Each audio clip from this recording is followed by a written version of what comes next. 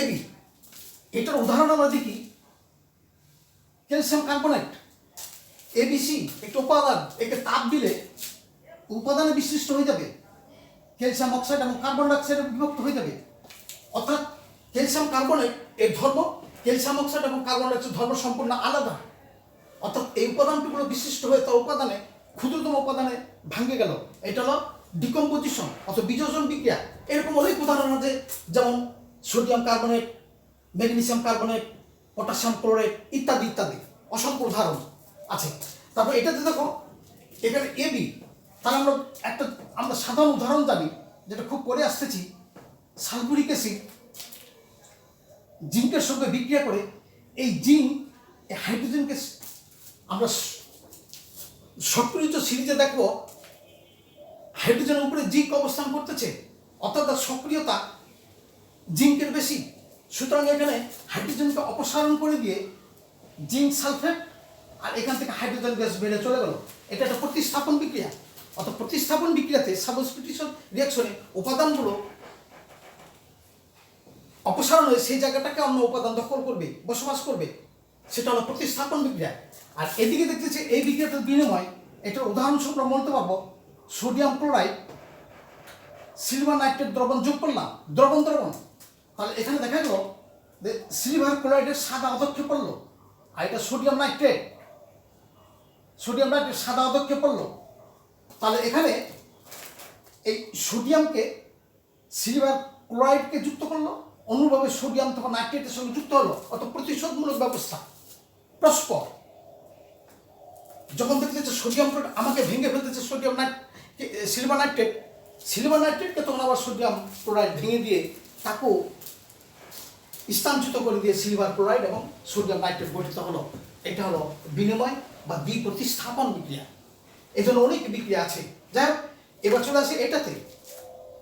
এটা দেখতেছি A B C D E, এই উপাদানগুলো যা আছে এদিকে তাই উপাদান আছে। উদাহরণস্বরূপ আমরা যদি এইরকম একটা উদাহরণ নেই, অ্যামোনিয়াম সায়ানেট, একে যখন ভোলা শুষ্ক করতেছিল তখন এটা এই কার্বন মনোক্সাইডের দিকে দুই দিকে দুটা এমিন মূলক এরকম হয়ে গেল।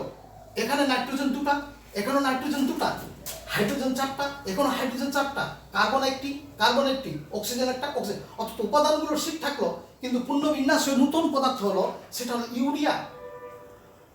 এটা হলো অ্যামোনিয়াম সায়ানেট। অ্যামোনিয়াম সায়ানেটের সঙ্গে ইউরিয়ার কোনো ধর্মের কোনো মিল হবে না। এটা আলাদা ধর্ম বিশিষ্ট একটা পদার্থ, এই বিক্রিয়াকে বলা হবে পুনর্বিন্যাস বিক্রিয়া। যে বিক্রিয়াতে উপাদানগুলো ঠিক থাকবে, পুনর্বিন্যস্ত হয়ে আলাদা পদার্থ উৎপন্ন করবে, সেই বিক্রিয়াকে বলা হবে পুনর্বিন্যাস বিক্রিয়া। এবার চলে আসি পলিমারকরণ। এই বিক্রিয়াটিতে দেখো আমরা অনেকগুলো অণু, সেটা দেখি আমরা ইথিলিন,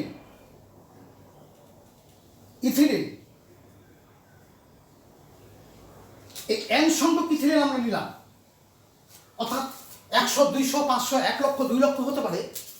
এগুলো অনেকগুলো অণু যখন একসঙ্গে তারা বসবাস করলো অত্যাধিক চাপ এবং তাপে, তখন এই অণু কার্বনের সঙ্গে হাইড্রোজেনের গঠন সবই ঠিক থাকলো, কিন্তু এর মধ্যে যে পাই বন্ধনটা ছিল এটা খুলে গেল। খুলে n সংখ্যক অণু গঠিত হয়ে একটি মাত্র অণু হলো, অর্থাৎ পলিথিন। এটা হলো পলিথিন বা পলিইথিলিন। অর্থাৎ সারা বিশ্বের মানুষ যদি হাত ধরাধরি করে দাঁড়াই আমরা মানববন্ধন করি, তাহলে প্রথম মানুষটার হাতটা এবং শেষের মানুষের হাতটা খালি থাকবে। অর্থাৎ পলিমারকরণ বিক্রিয়াটা বৃহৎ অণু সৃষ্টি করবে। এটা হলো পলিমারকরণ বিক্রিয়ার উদাহরণ। এখানে n সংখ্যক ইথিলিন যুক্ত হয়ে অত্যাধিক চাপে এবং বিশেষ চাপে এবং তাপে ওই n সংখ্যক ইথিলিন যুক্ত হয়ে পলিথিন একটি বৃহৎ অণু সৃষ্টি করলো, পলিথিন। অনুরূপভাবে আমরা যদি হাইড্রোলাইসিস বিক্রিয়াটাতে দেখি, আমরা যদি লক্ষ্য করি যে, এবং এই হাইড্রোলাইসিস বিক্রিয়াটা লক্ষ্য রাখার বিষয়, এটা অভিমুখী বিক্রিয়া, এটা সবসময় অভিমুখী বিক্রিয়া হবে। উদাহরণস্বরূপ আমরা যদি স্টার নেই, এই যে পানি দিলাম আমরা, স্টার যৌগ হাইড্রোজেন চলে গেল এখানে এঁকে নিল, অর্থাৎ এটা হয়ে গেল অ্যাসিড, জৈব অ্যাসিড এবং অ্যালকোহল হাইড্রোজেনের উপস্থিতিতে, অ্যাসিডের উপস্থিতিতে এটা হলো উভমুখী বিক্রিয়া। অনুরূপভাবে আমরা অ্যালুমিনিয়াম ক্লোরাইড প্লাস ওয়াটার, এটা হয়ে যাবে aluminium hydroxide plus hydrochloric acid বা hydrogen chloride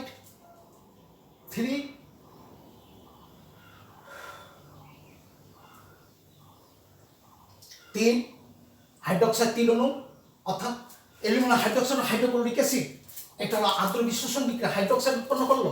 অনুভাবে ferric chloride, sodium hydroxide, sodium carbonate ইত্যাদি বিক্রিয়াগুলো আদ্র বিশ্লেষণ বিক্রিয়া, এবং এই বিক্রিয়াগুলো উভমুখী বিক্রিয়া।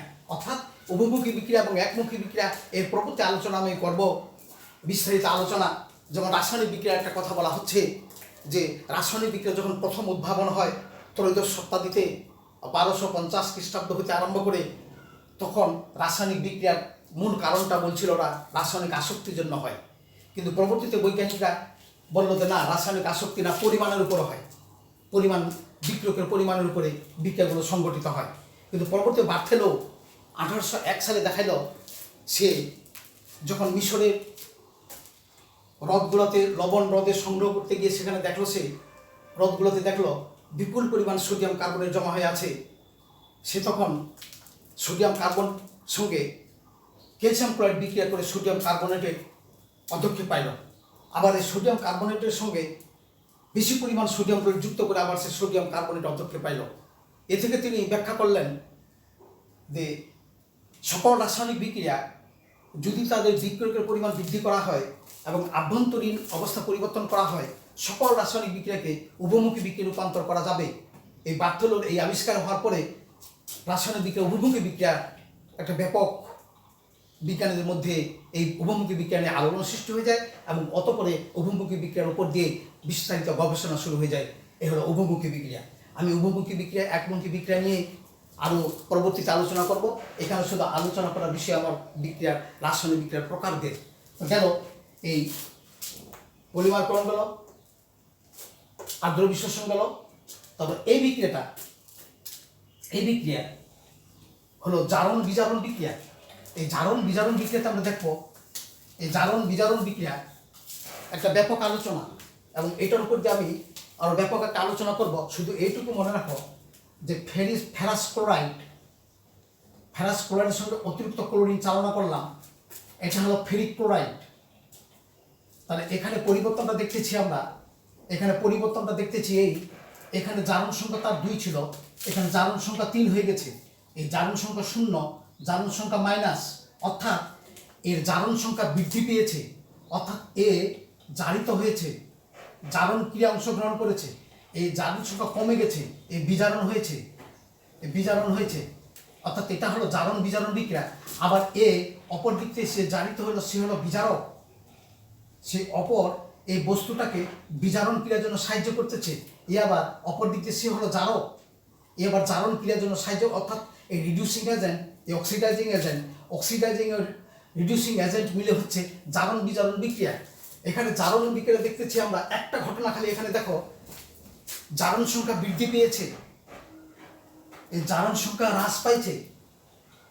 জারণ সংখ্যা যদি কমে যায় বিজারণ হয়, জারণ সংখ্যা যদি বৃদ্ধি পায় জারণ হয়। অর্থাৎ জারণ সংখ্যা বৃদ্ধি হলে জারিত হবে, আবার জারণ সংখ্যা কমে গেলে বিজারিত হবে। যে পদার্থটি জারিত হয় সে নিজে বিজারক পদার্থ, অপরদিকে যে পদার্থটি বিজারিত হয় নিজে সে জারক পদার্থ। জারণ এবং বিজারণ বিক্রিয়া ছাড়া জারণ হয় না, বিজারণ ছাড়া বিজারণ হয় না, বিজারণ ছাড়া জারণ হয় না। অর্থাৎ জারণ বিজারণ একটা যুগপৎ বিক্রিয়া। আমরা এরপরে আমি জারণ বিজারণ সম্পর্কে একটা বড় ধরনের আলোচনা করব। যাই হোক, জারণ বিজারণ বিক্রিয়া ঠিক এখানে তাই দেখাইছি আমি। এম একটা পদার্থ এম সংখ্যক ইলেকট্রন ত্যাগ করে স্মল এম ধনাত্মক সৃষ্টি করেছে, ওই স্মল এম সংখ্যক ইলেকট্রন এক্স গ্রহণ করে মাইনাস তত সংখ্যক মাইনাস হয়েছে, অতঃপর তাহলে এটা হলো জারণ বিজারণ।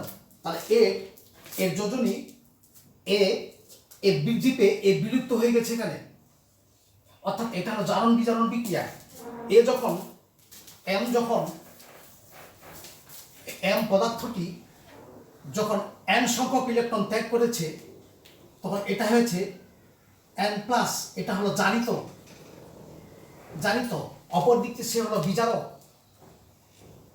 আবার এক্স মৌলটি ওই n সংখ্যক ইলেকট্রন গ্রহণ করে এই এক্স n সংখ্যক নেগেটিভ উৎপন্ন করেছে, অর্থাৎ এর ছিল 0, এর কমে গেছে, এটা হলো বিজারণ বা বিজারণ ক্রিয়া। আর অপর দিক দিয়ে এ হচ্ছে জারক পদার্থ। এই জারক পদার্থ বিজারিত হয়, বিজারক পদার্থ জারিত হয়, এদের মধ্যে পরস্পর যে বিক্রিয়াটা হবে সেটা হবে জারণ বিজারণ বিক্রিয়া। জারণ ছাড়া কখনো বিজারণ ছাড়া কখনো জারণ সংগঠিত হয় না। পরবর্তী ক্লাসে জারণ বিজারণ এর সম্পর্কে আমি বিস্তারিত আলোচনা করব। এখানে স্বল্প পরিসরে আলোচনাটা শেষ করা যাবে না। যাই হোক, এই হলো রাসায়নিক বিক্রিয়ার ক্লাসিফিকেশন।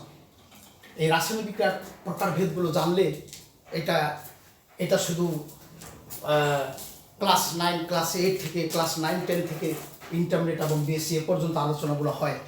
কাজেই এই প্রাথমিক আলোচনাগুলো একটু ধরে রাখতে হবে। ধন্যবাদ।